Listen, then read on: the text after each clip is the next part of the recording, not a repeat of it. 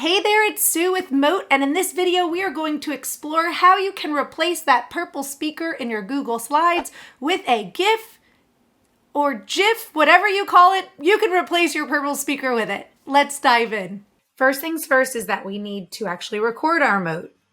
Clicking on the purple Mote icon, coming on over here, hitting the M. GIF is pronounced GIF with the G sound.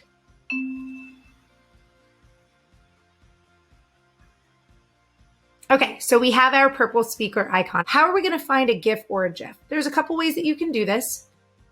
The first is to head to Google and click on images for an image search, where I'm going to type in GIF versus GIF right here. In doing so, I can actually then come into Tools, and under Tools, where it says Type, I can then head into GIF. This is going to give me results that are all showing as GIFs, okay? Then I can choose whichever GIF I decide I'd like to use. Maybe I choose this one here. I can just simply right click or two finger click and save this image as a GIF icon.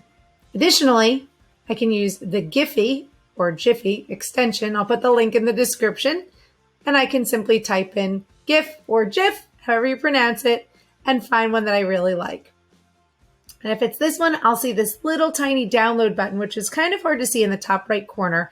And then I'll just go ahead and download that GIF or GIF. All right, now back in Slides, I'm just going to right click or two finger click, go to Replace Image and choose Upload from Computer. Grab that GIF or GIF icon right here, as you can see. And I can place this smack dab in the center. GIF is pronounced GIF, so that everyone can choose to listen to this first. And there you have it. That's how you change your purple speaker icon into a GIF or a GIF.